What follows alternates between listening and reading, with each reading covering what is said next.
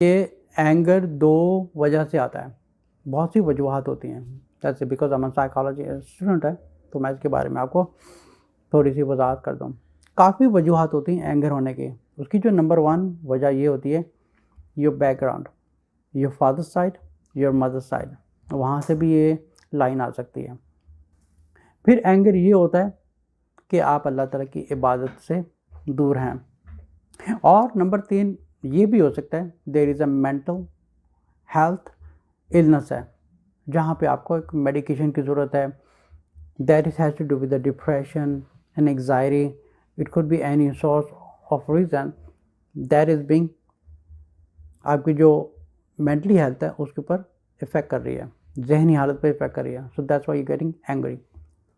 لیکن کیونکہ اگر یہ نارمل غصہ ہے یا کچھ ہے تو رسول صلی اللہ علیہ وسلم نے ہمیں اس کے بارے میں بتایا کہ غصے کو قابو کرنے کا طریقہ یہ ہے کہ سب سے پہلے آپ رائٹ وے اپنی سائڈس کو بدلیں. بیٹھے ہیں تو کھڑے ہو جائیں، کھڑے ہیں تو بیٹھ جائیں، بیٹھے ہیں تو سائڈ چینج کر لیں.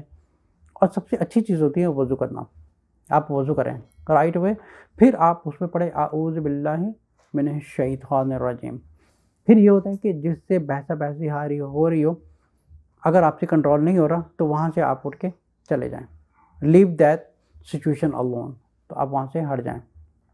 پھر یہ ہوتا ہے کہ جو ماں باپ کی طرف سے ان کو ایک بائی بلڈ آیا ہے جس کو انسیسٹ کہتے ہیں، ٹھیک ہے، بائی بلڈ آیا تو still they can control them self through the Ubadah. لیکن اللہ تعالیٰ کی عبادت سب سے جو بہتر چیز ہے وہ یہ ہے اعوذ باللہ من الشیطان الرجیم. بہت زیادہ ذکر کریں، بہت زیادہ اپنے آپ کو قرآن میں لگا کے رکھیں. لیکن جہاں پہ آپ کی سچویشن آئے you need to learn to control yourself. اپنے مائنڈ کو فورس کریں ٹو کول ڈاؤن. تو یہ طریقہ ہے اینگر مینجمنٹ کا اور غصے کو قابو کرنے کا.